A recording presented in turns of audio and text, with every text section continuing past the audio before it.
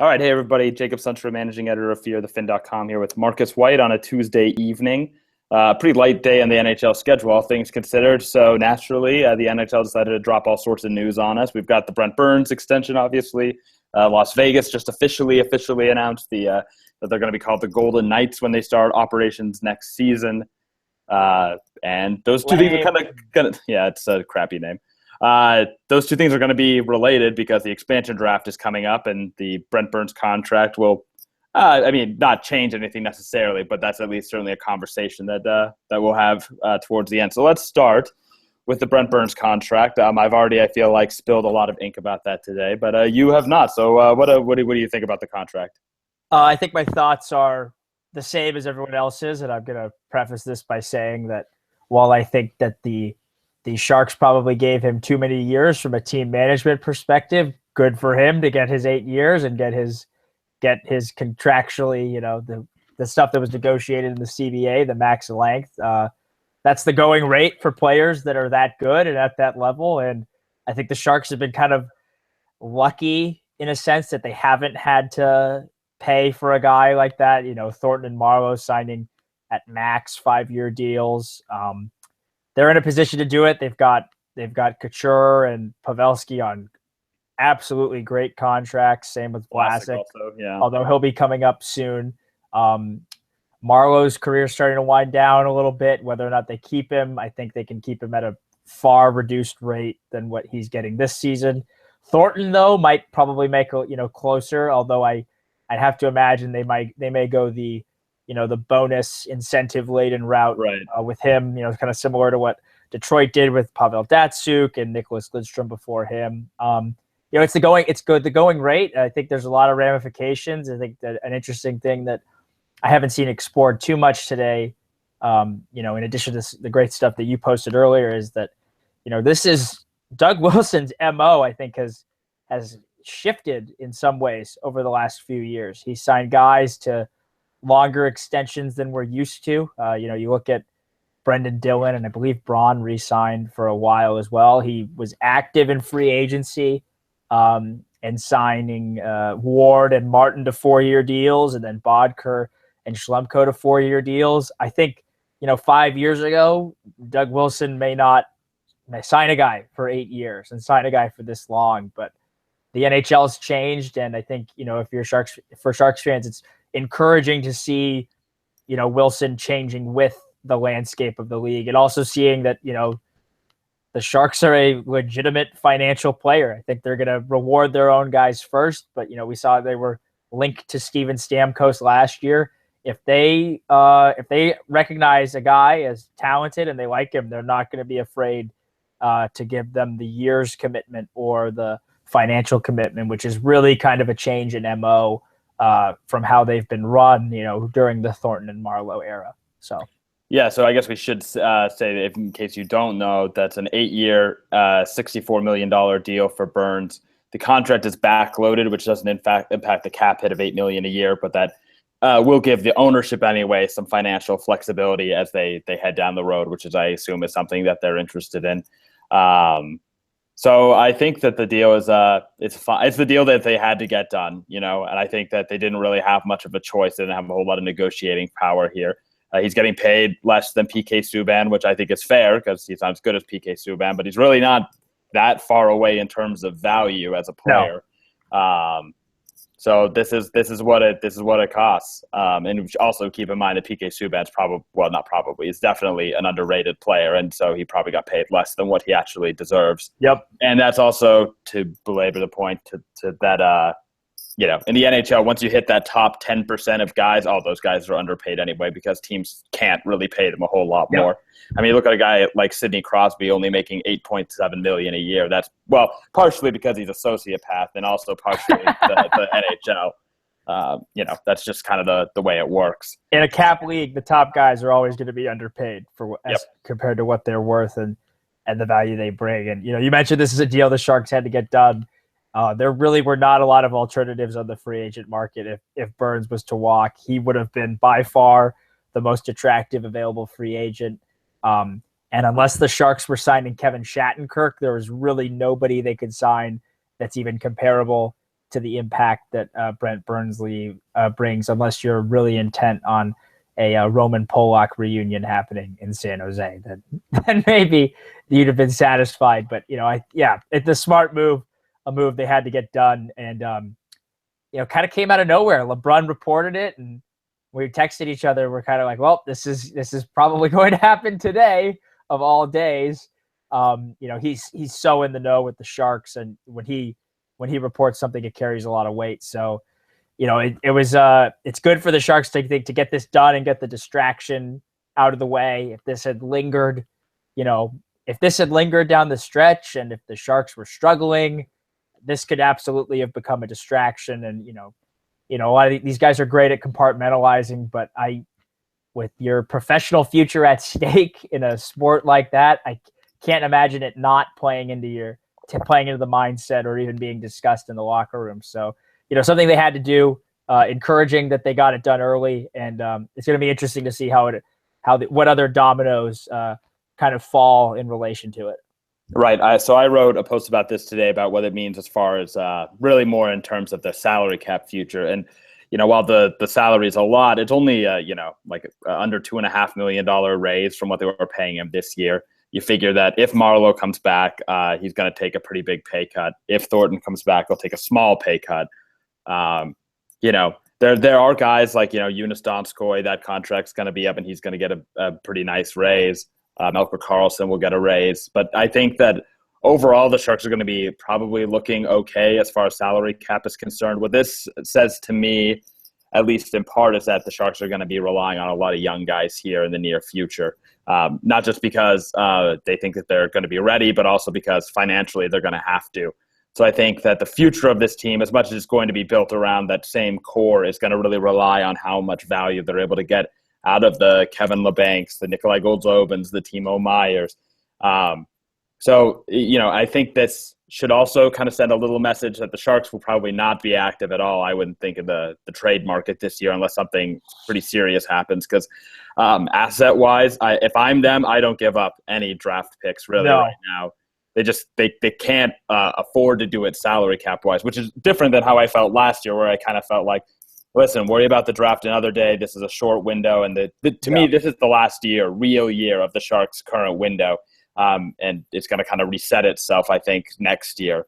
I don't think they're ever going to go to a place where they're going to be a lottery a top of the lottery team. But I think that there is going to be a bit of a dip next year where, young guys are going to have to learn their positions in the NHL. Anyway, that kind of stuff.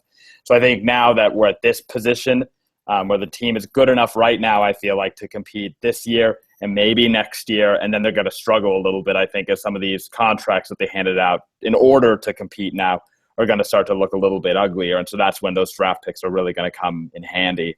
It's the Paul Martin contract, the Schlemko, or not the Schlemko contract, the Paul Martin, Mikhail Bodker, Joe Ward. Those contracts are going to look bad at the end, but I think they're still good moves because when you have an opportunity to win now, you need to win now in a salary cap league. And you're seeing it with the Kings right now, or the Blackhawks. Those are two teams that are definitely on their way down, are definitely hamstrung by salary cap concerns. But you can't tell me it's not worth it, Of course.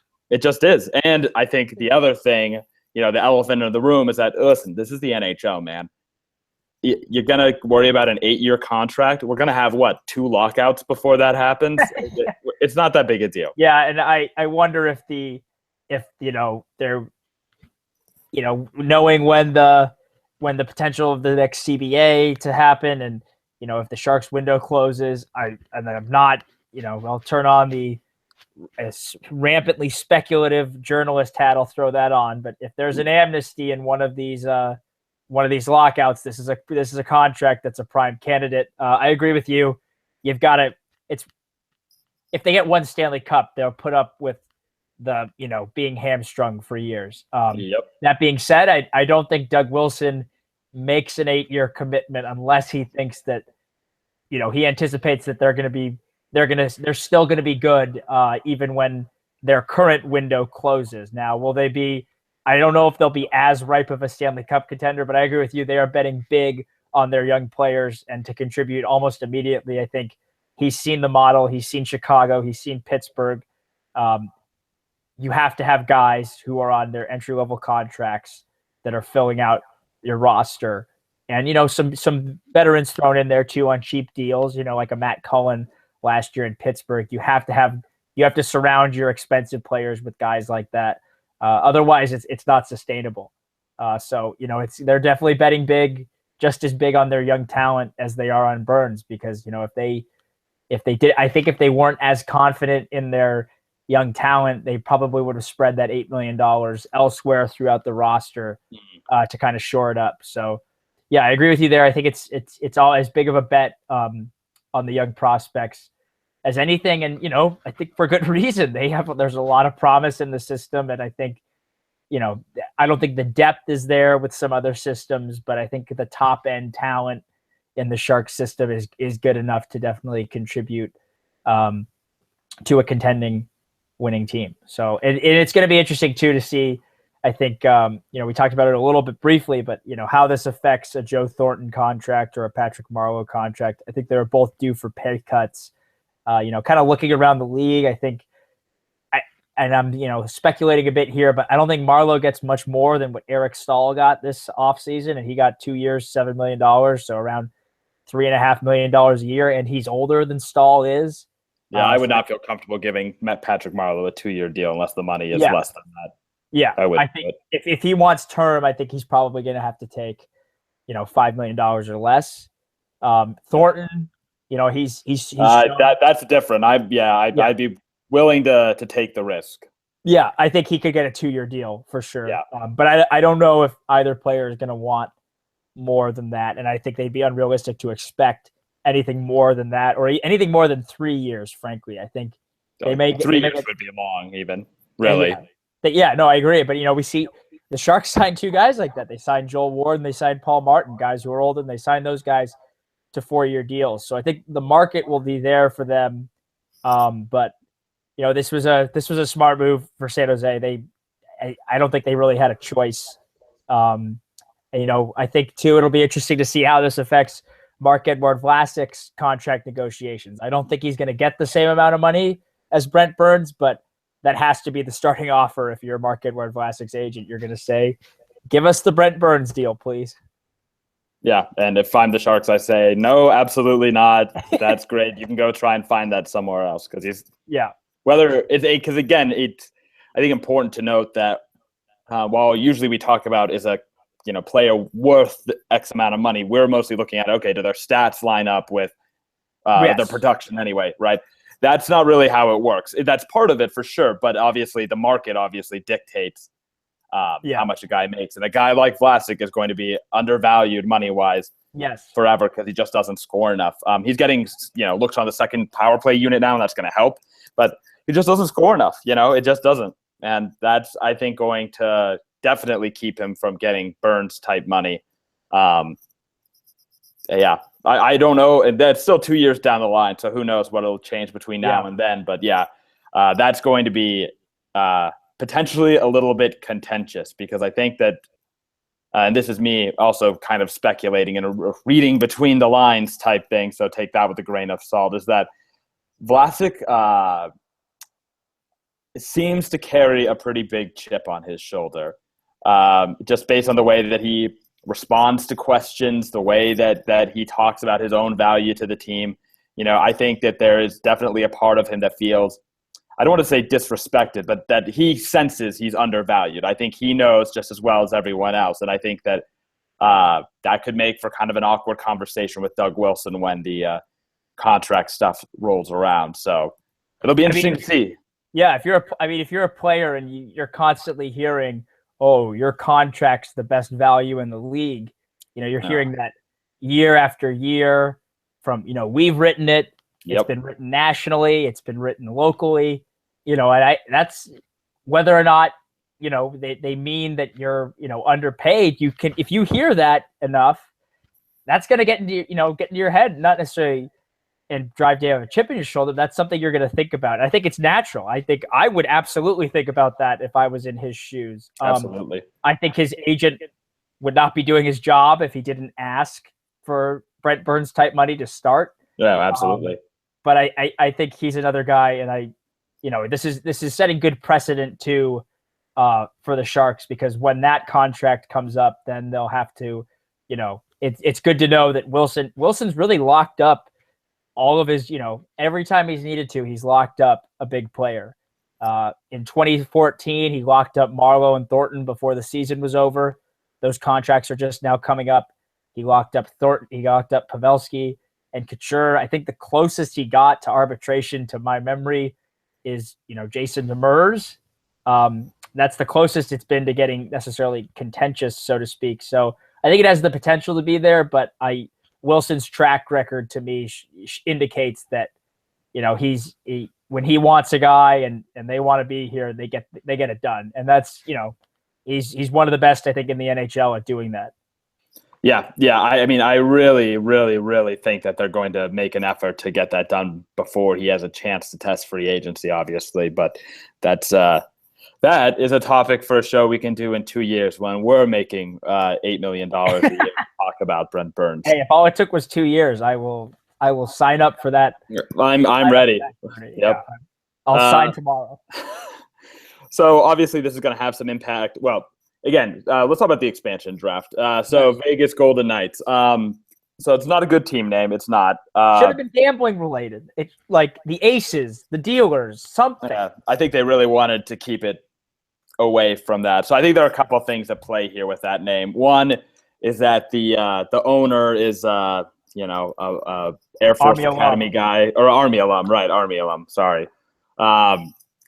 And so I think we're going to see, and we even saw it in the press releases, a lot of really irresponsible war imagery and war parallels, which is like so tired in all sports. But it's especially disappointing to see it come from someone who actually was a member of the armed forces. You think they, of all people, would understand that what these guys do on the ice for an hour every night is not even come close to the kind of sacrifices and actual. It's a tough balance to. I think, because there was a lot made about how Florida this offseason took inspiration. I thought they did it pretty tastefully. Yeah.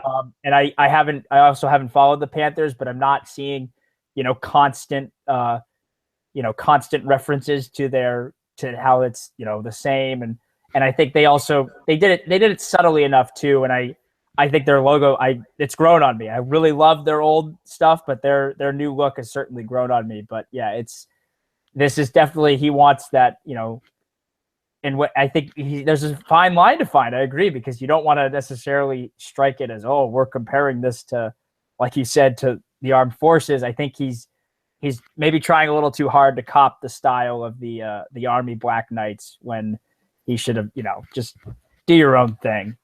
Yeah, he's pretty obsessed with the Knight thing, and obviously the reason they couldn't go with just Vegas Knights is because this is the NHL and it's a weak-ass league. They were going to have beef from a junior hockey team in London, Ontario, a place that...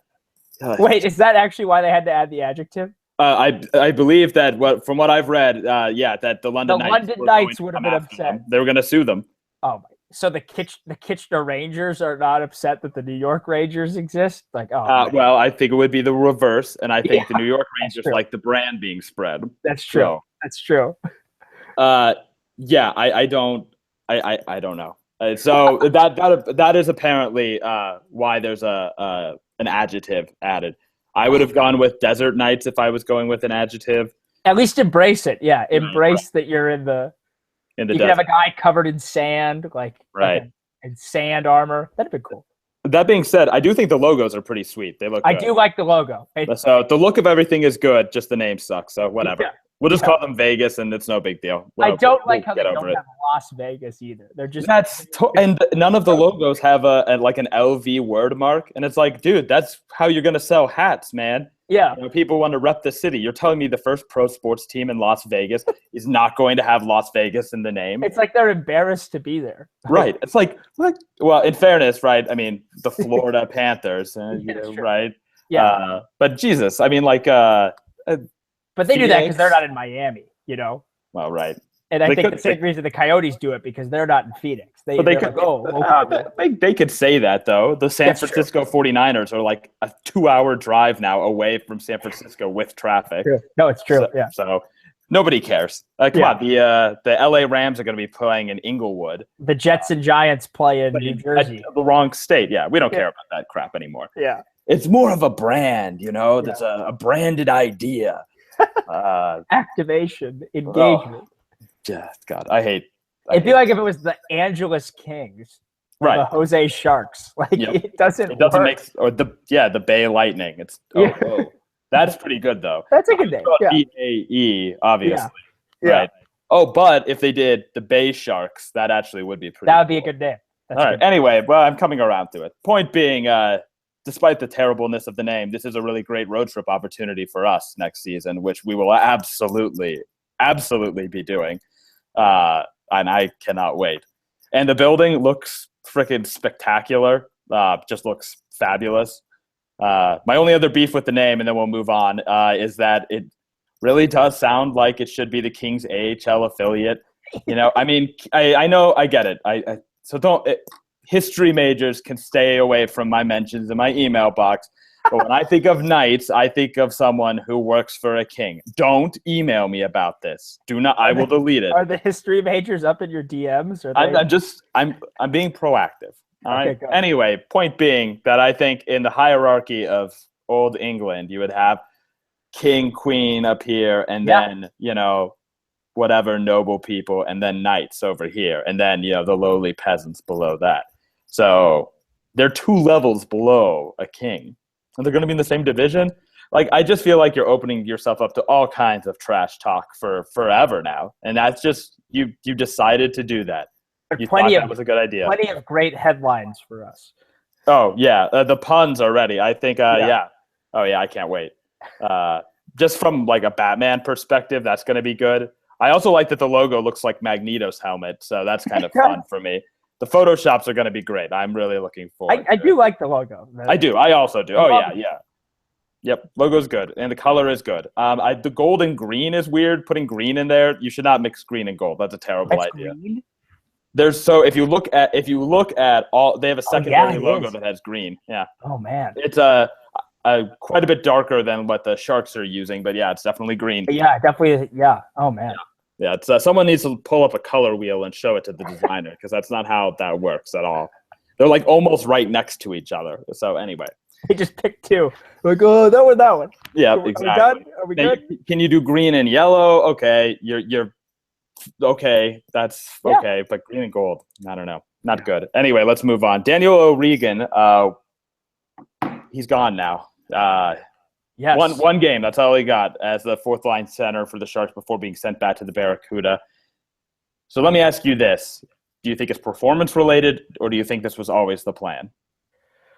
It's, I wrote about it briefly today. I was on a train and wrote this article on my phone. So listeners and readers, I'm curious for your feedback. I wonder if this is the Worcester Shuttle 2.0. I wonder if this is Wilson, kind of like finally taking advantage of, okay, if we need to call up a guy, we could just send him down and bring him right back up because they're in the same building and accumulate the cap savings.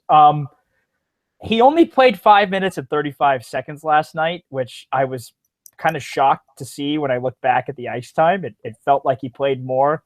That tells me that it may be performance related. But it also they were bad last night. They were bad. That 4th line was terrible. I mean, like 12.5% Corsi 4 percentage. They look good in spurts, but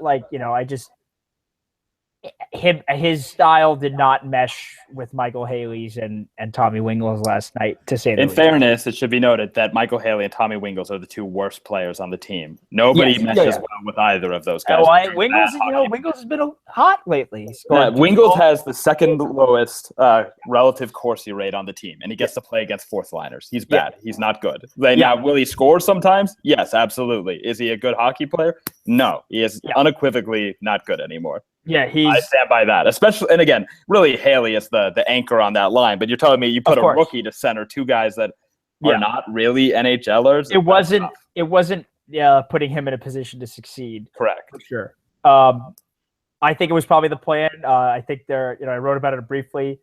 I wasn't at the practice today, but if O'Regan is sent down for quote unquote good, Wingles probably centers that fourth line, and I think it probably means that Carlson's healthy.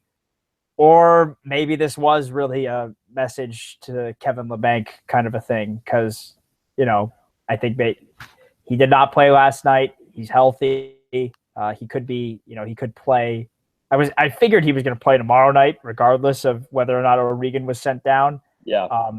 So, I wonder, because the way they talked about it, it didn't seem like a one-game opportunity. So I think something happened along the way that changed it, or sending him back down was always part of the plan, and they're just going to recall him for tomorrow's game.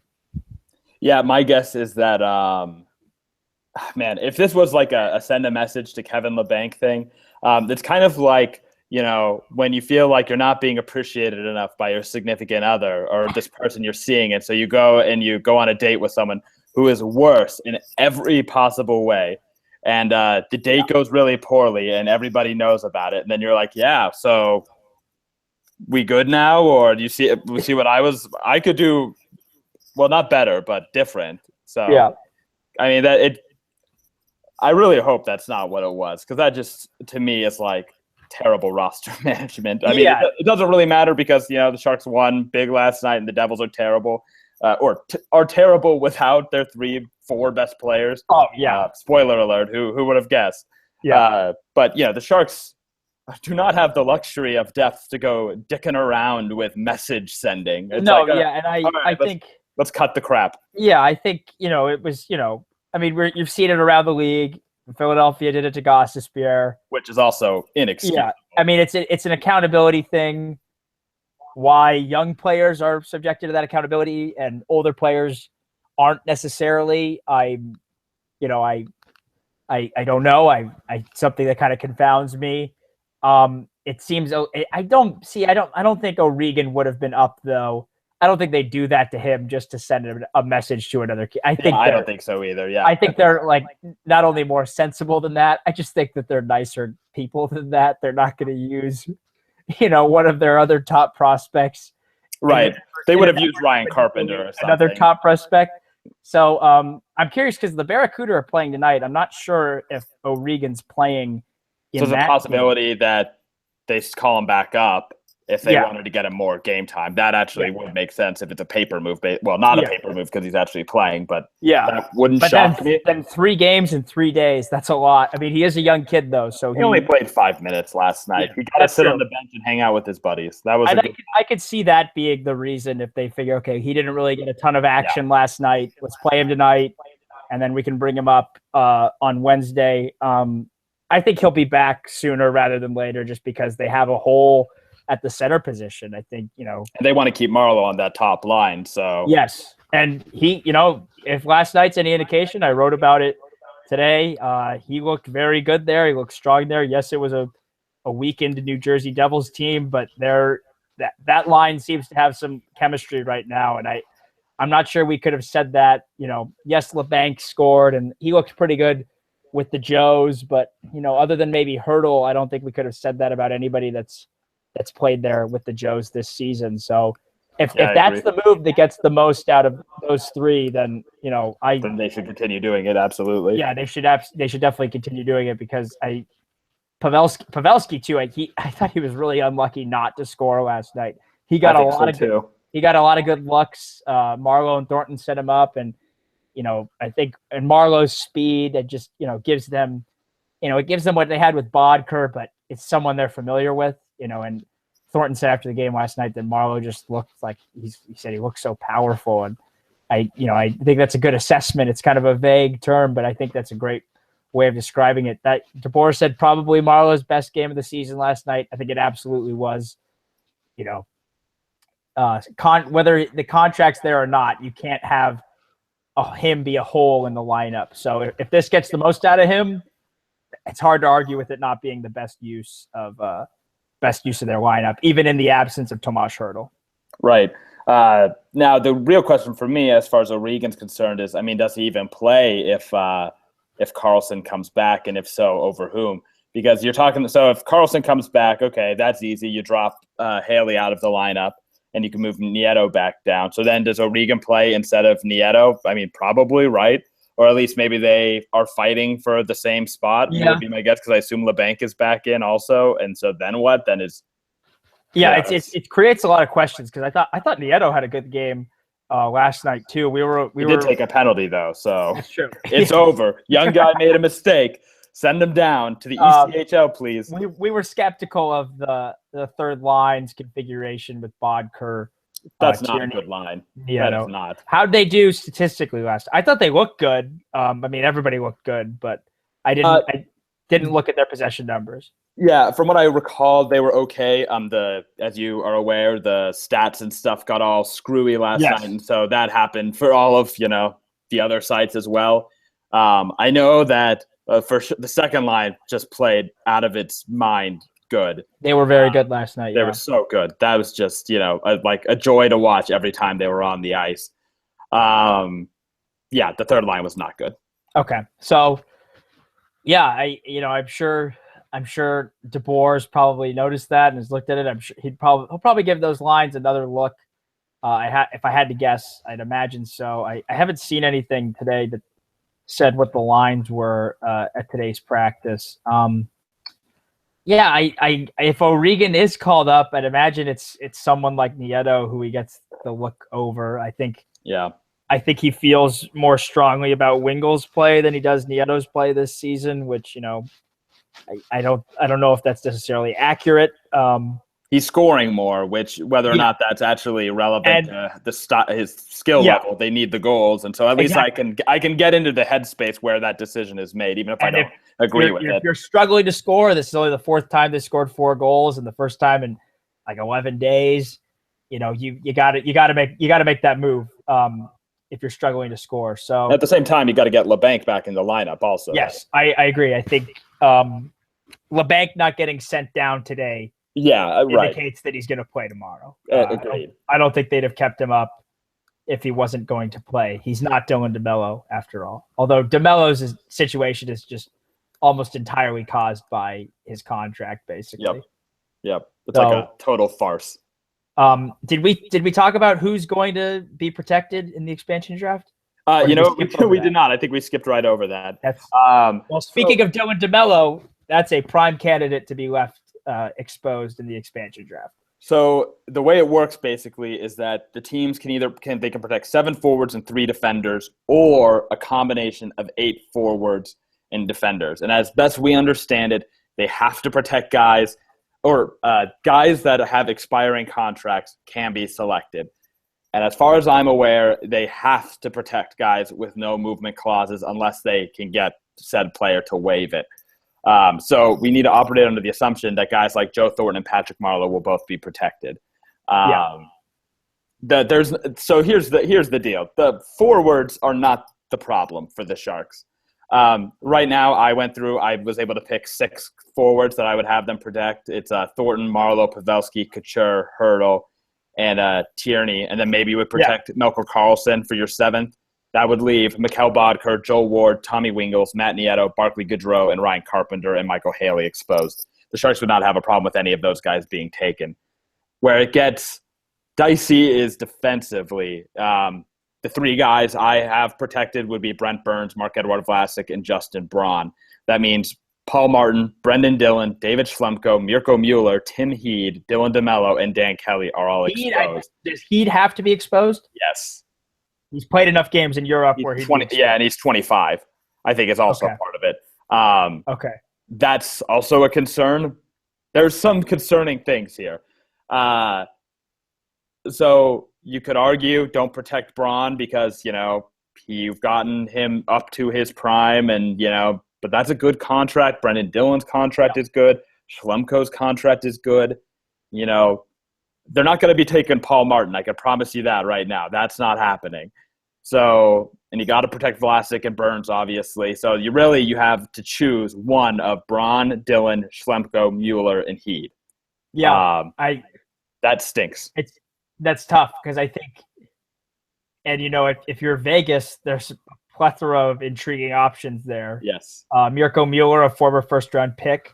Tim Heed, a former defenseman of the year in Sweden, who's playing very well for the Barracuda. And, if the Sharks didn't have a log jam up in their their top 6 defensemen, he'd probably be up and probably would have played. And that's a guy they might trade. I could see him being a piece, because he is a little older, but he looked very good in the preseason for the most part. He got walked in one game. He got absolutely dangled, but his offensive instincts are good enough, and he's getting used to playing on North American ice.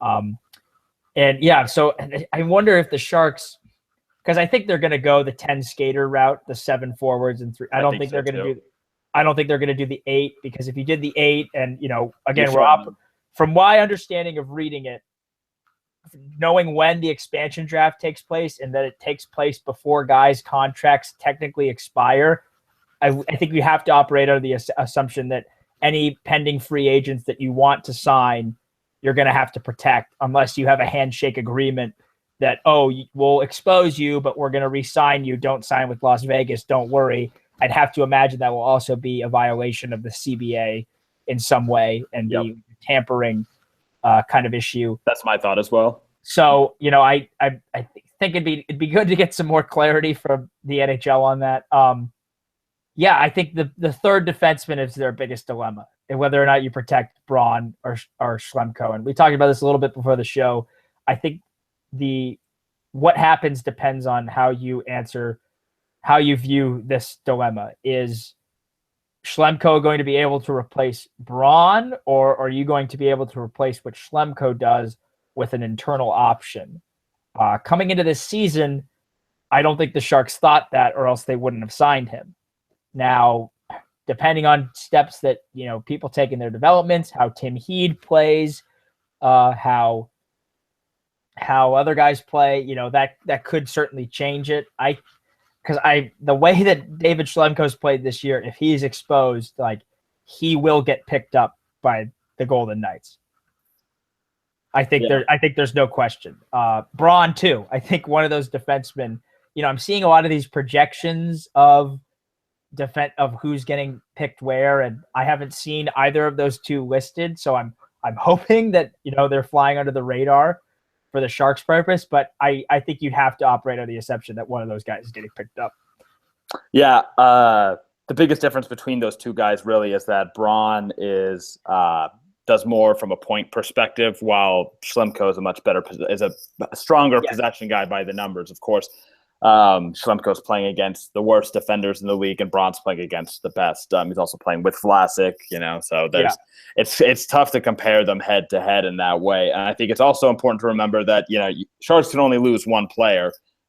Yes. Yeah. So to me, the thing is that if they take Braun or Schlemko, and I think that's who it would be. If you're Vegas, I would pick a guy is good versus a guy like Tim Heed, who you think might be good. Unless they feel like salary cap is a problem, and I just sincerely doubt it. Yeah. God willing, anyway. Yes, losing one of those guys would hurt. At the same time, getting to replace one of those guys with Tim Heed, if he's good enough, maybe it's not that big a deal after all. Yeah. Or if they think Mirko Mueller's ready, which no, he's probably not. It's not looking so good for Mirko Mueller. It's not. He's been not good at point-wise anyway in the AHL, but who knows? But anyway, the fact that they're only going to have to fill one spot. The rest of the defense is locked up. So it's the way that the expansion draft is designed, and I think this is a good thing, is that you're going to lose a good player. Vegas is going to be competitive right away, and I think that's a very good thing.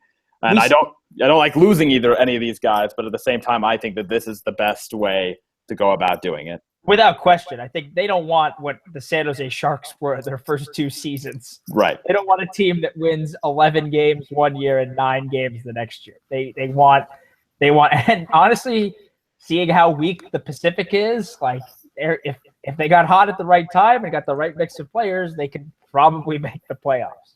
Which is sad, but true. Yes, agreed.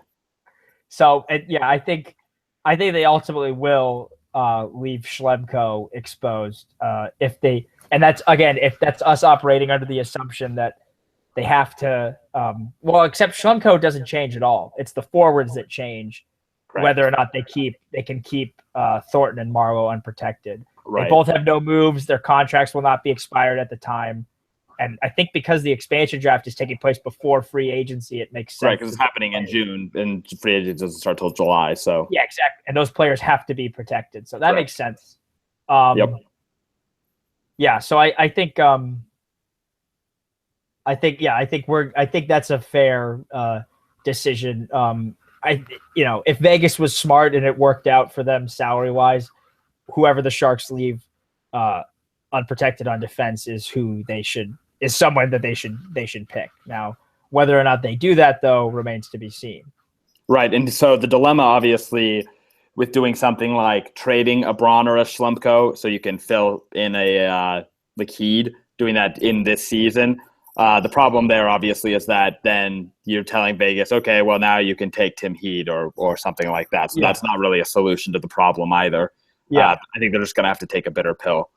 I think that's just the way it is. So, it's interesting. It's an interesting decision that they're going to have to make here. And, the fact that Dylan DeMello is still around, I mean, they could stick the kid in the press box all year long if they wanted to and play him next year.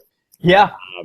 I think that would be not just a bad decision from a hockey perspective. I think that would just be immeasurably cruel to a young player's development. Yeah. But they could do it.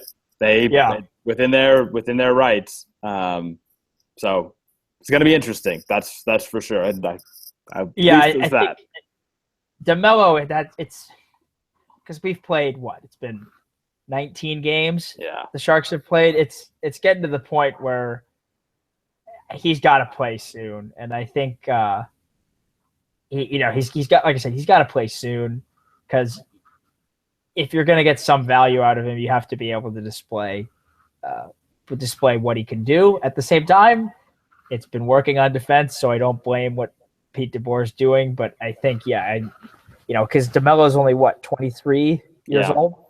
Yeah, and he needs game time. He needs to play.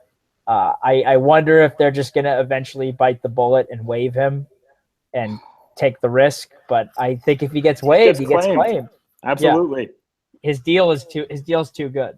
And I think people overrate what his ability is right now because of what they saw in the playoffs where he got sheltered minutes. But he didn't play in the playoffs.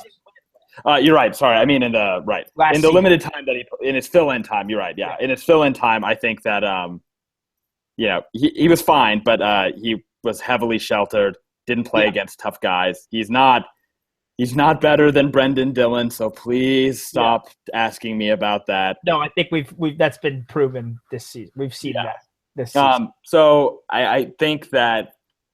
Man, if the Sharks can't at least get a 7th round draft pick from somebody for him or a 6th or something, then I mean, maybe it's just a game of chicken where other NHL teams are like, nah, we're not going to do it. We're just going to make you waive him.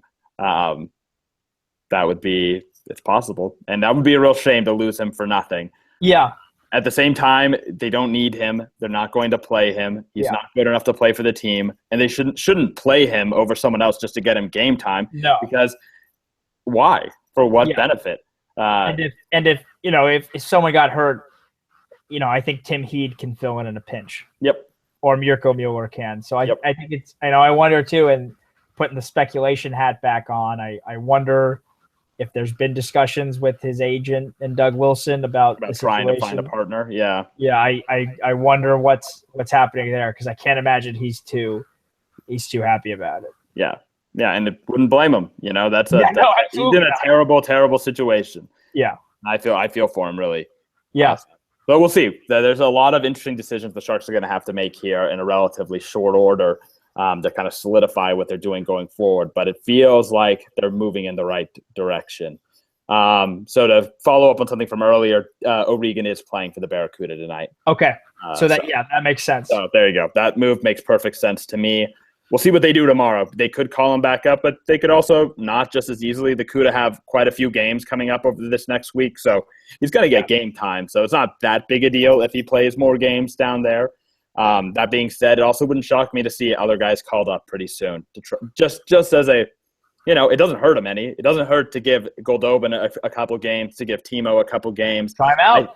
Right. Now, I think that a guy like Timo is a guy they want to wait until they can call him up and keep him up. But guys like Goldobin, it's like, well, you've been up here before, why don't you come up and we'll give him a shot, especially just see what he can especially do. If Wingles is going to be, if they're still struggling to score and Wingles is going to be the center or Carlson's still out long term. I think I wonder too if Carlson draws back in for Haley and they still have that spot open at center. We maybe see Rourke Chartier because that is, I think, something that hasn't been talked about a lot, and I can't fathom why because of how many points he's piling up. I get it; he's playing with Goldobin and Meyer, but we could just as easily frame that as they're playing with Rourke Chartier, right? Yeah. So I don't get that. So yeah, there are a lot of guys that I would not mind the Sharks giving an audition to. This Hurdle situation is terrible. My heart breaks for that kid, but it's going to give other guys an opportunity, and if the Sharks really need to do their best to make the most out of what is, like I said, a terrible situation. So it'll be interesting to see what they do. We're going to know a lot more about the game tomorrow night at around 10:30 tomorrow morning, because right now it's a lot of speculation, obviously. Yeah. So we're probably going to have to do another one of these podcasts pretty soon, because I feel like with the amount of interesting stuff that's happening, there's going to be plenty to talk about. But we should probably wrap it up now because it's already going longish, even for us. We've got a bunch of Brent Burns stuff on the site now. I'm working on a few pieces for tomorrow already. Marcus, you're going to be at the morning skate tomorrow? Be at the morning skate, yeah. And we're not sure about what game coverage will look like yet. Yeah. That's against the Blackhawks. That game's at 7, and that is on NBC Sports, I'm afraid. So my condolences. Although we might get Randy anyway. That wouldn't surprise me at all. Or some kind of a tag team broadcast, possibly. Randy or the Blackhawks play-by-play crew. Yeah, because they're both traveling with the team. Yeah, it's going to be one of those two. And or maybe a combo. We've seen it happen before. Eddie Olczyk and Randy Hahn in the same booth, perhaps? Mm-hmm. There are worse situations to be had. There are. Certainly not worse than Brian Hayward and Randy. Literally impossible. That was me watching a game on mute, and it wasn't so bad. I don't do that. No, thank you. I love you, Randy, but I'm not dealing with Brian Hayward for you. All right. All right. That's it. So you can follow me on Twitter at Jake Sundstrom and at Fear the Fin. You can follow us on Instagram. You should do that. At fear.the.fin. I hate it so much. Marcus on Twitter at Marcus P. White. Yep. We're on Facebook. We are literally almost we just don't have a everywhere. Snapchat. Yeah, I'm not. That's too much work. It's until Snapchat figures out how to make me switch accounts quickly. I'm not. That's not happening. Yeah. I can't listen. I've got so many dick pics to send. I cannot log out of my account to go into some Fear the Fin account, and then there's the crossing the streams possible. You don't want that. You don't want that.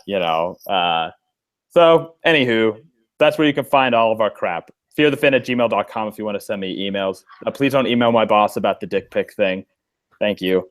History majors flood his inbox. Oh, don't you have a thesis to write or something? Nerds. All right, we'll talk to you guys later.